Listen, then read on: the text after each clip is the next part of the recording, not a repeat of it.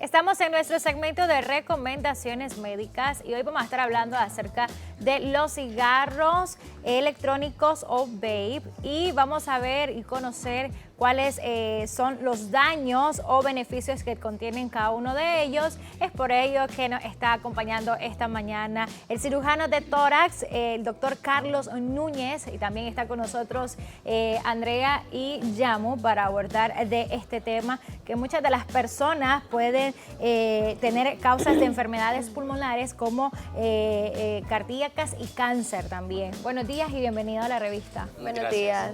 Buen día, siempre un gusto estar acá con ustedes.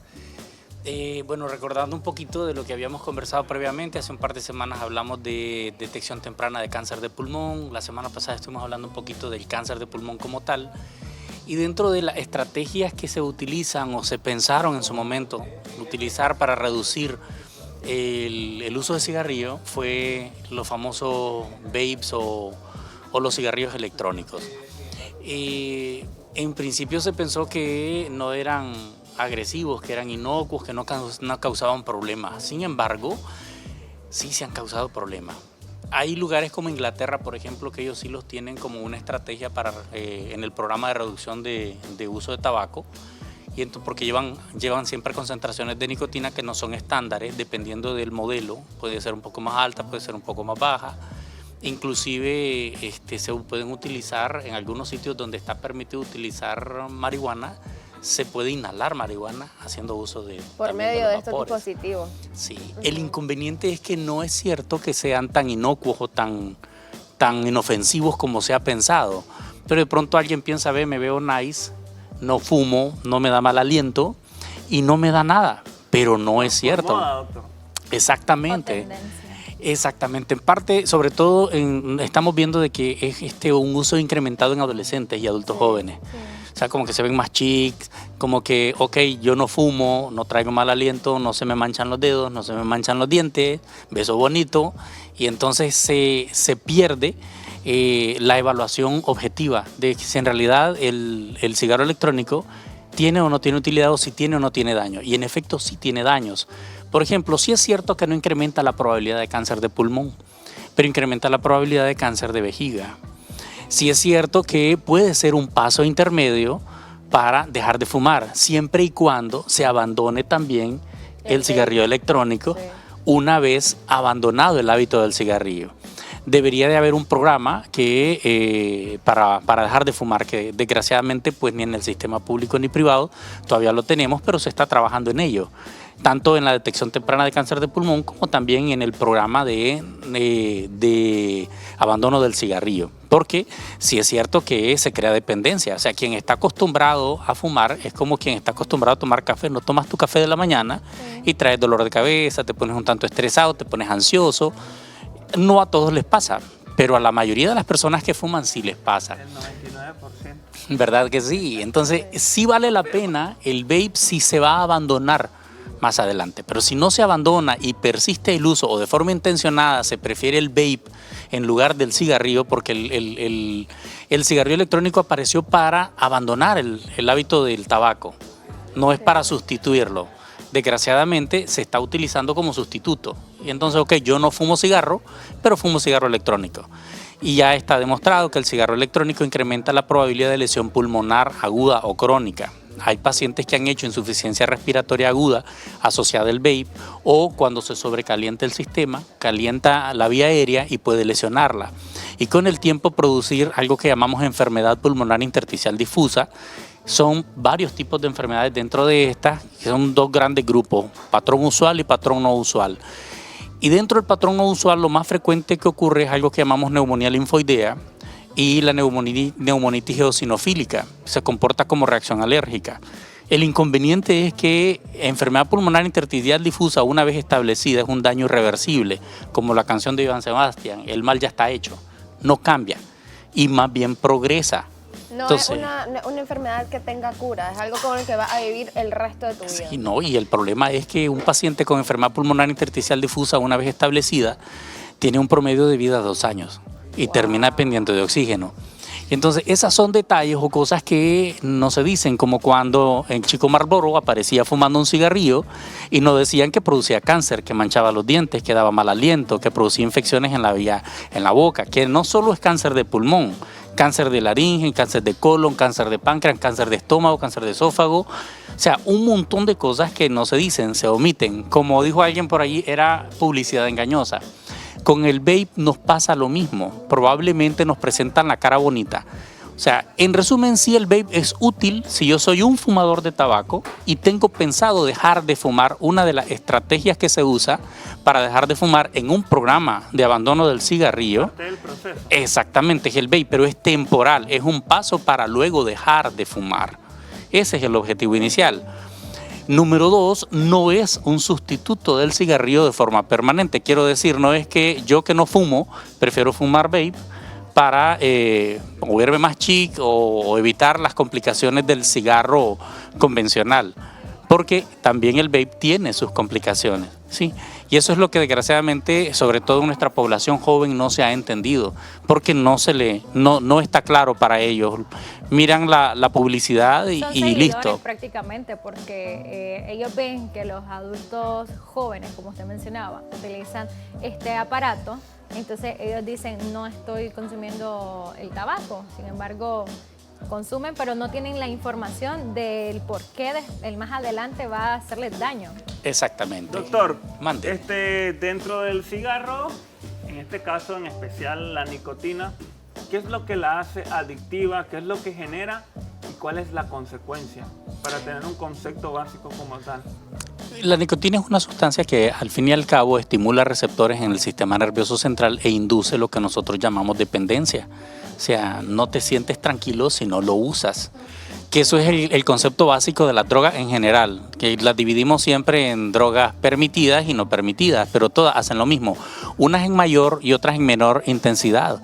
Entonces eso hace que llegue un momento, no a todos les pasa, hay personas que tienen predisposición a la dependencia más que otras, hay personas que desgraciadamente pues no pueden dejar muchos de sus vicios porque tienen más receptores, porque tienen también predisposición social, porque en su hogar o el círculo familiar o el círculo de amigos lo hace, entonces eso refuerza la conducta inadecuada contra su propio cuerpo.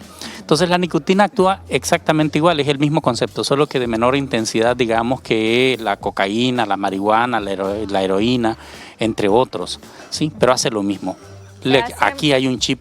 ¿Se hace más fácil dejar lo que es el cigarrillo que el electrónico? En realidad es más fácil dejar el electrónico, sí, más que el cigarrillo convencional. Entonces hay otra... Por lo que tiene más nicotina el cigarrillo que el vape. Exactamente. Además, no solamente es la nicotina como tal, sino que hay al menos 3.500 sustancias en el cigarrillo convencional que pueden de alguna manera tener un efecto que llamamos sinérgico, se suma al efecto de la nicotina para crear daño en el pulmón, producir inflamación crónica y con el tiempo desarrollar cáncer. Por ejemplo, antes de que aparecieran los filtros, que todo el mundo dijo con el filtro no va a haber cáncer, y no es cierto. Lo que ocurrió es que las partículas más grandes que se depositaban en el centro de la vía aérea, que daba cánceres centrales, tipo carcinoma epidermoide, desapareció, o sea, disminuyó. Pero entonces quedaban otras partículas que iban más al fondo y entonces incrementó el cáncer intermedio periférico en el pulmón, que queda más pegado a la pared torácica, y aumentó el adenocarcinoma pulmonar, que es el más frecuente en la actualidad. Entonces, lo que nos vendieron pasa con el vape lo mismo que con el filtro. Nos lo vendieron como la panacea, con esto se va a acabar el cáncer. Y no es cierto. Mercado engañoso como siempre, y sabemos que estas empresas siempre crean diferentes tipos de cigarrillos, desde el más fuerte hasta el más suave. Sin embargo, el suave siempre va a ser dañino. No desaparece el riesgo. Entre comillas, si nosotros lo vemos, no mienten. Dicen que el vape ayuda a dejar el cigarrillo, sí es cierto, pero no dicen lo otro, pero trae consigo otras cosas. Entonces el vape solo es un paso, como lo decíamos, es solamente un paso intermedio para con el tiempo abandonar el cigarrillo convencional y también abandonar el vape. También Doctor, tiene mucho que ver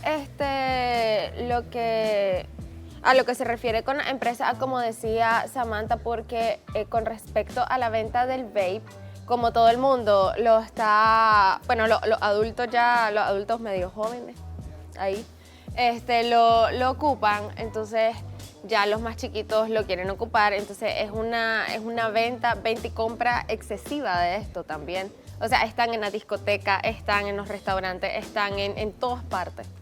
En Doctor, todas partes. ¿cuáles son las señales que presenta alguien que consume, alguien que fuma? ¿Cómo yo detecto las señales que ya el cigarro me está perjudicando la salud? ¿Cuáles son las señales principales que uno empieza a sentir cuando ya el cigarro me está dañando?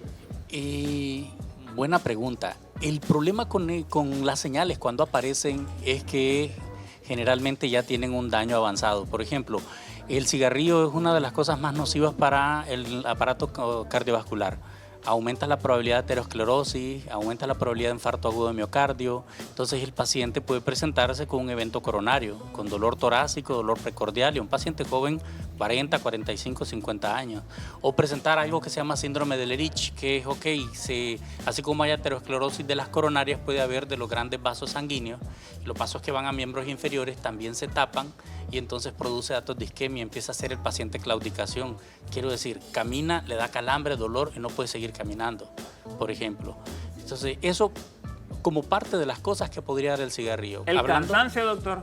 Porque Sí, he también. escuchado, me he topado con muchas personas en el gimnasio, incluso he tenido clientes que se cansan rápido y me dicen, es el cigarro, lo voy a dejar.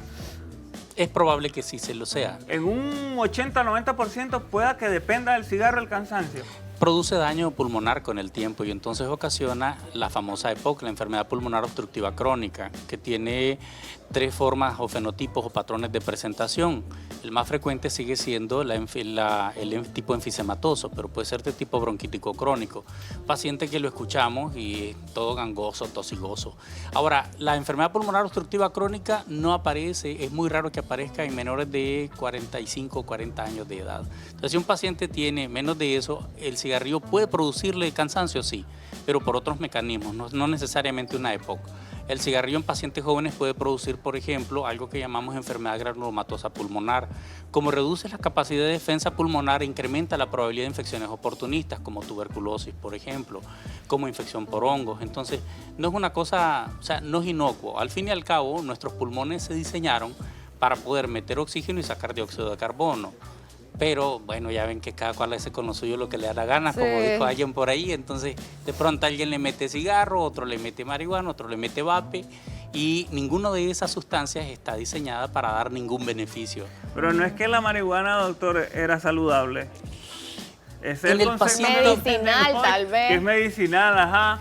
En ciertas condiciones, por ejemplo, pacientes con enfermedades oncológicas o enfermedades terminales, ayuda muchísimo ciertas dosis a controlar el dolor. Con relación a la enfermedad pulmonar, digamos, el paciente asmático puede utilizar marihuana y en las primeras 4 a 6 semanas se siente bien, porque produce broncodilatación al principio, pero posteriormente ocurre lo contrario y entonces empieza a hacer exacerbaciones o complicaciones de su enfermedad pulmonar de base. Entonces, sí tiene beneficios, pero en ciertas condiciones particulares. Nada que conlleve Además que humo todo el exceso- para adentro es bueno. No Pero lo es. además todo el exceso también. Produce daño, en efecto. Entonces ahí está. Así es. Muchísimas gracias por acompañarnos esta mañana. Doctor Carlos Núñez estaba con nosotros. Regálenos sus contactos. 8560-5688 para poder agendar alguna cita. Estoy en el Hospital Vivian Pela, en la Torre Sur, 3er piso, consultorio número 3, con cita. Excelente. Muchísimas gracias por acompañarnos esta mañana. Nosotros continuamos con mucho más de la revista.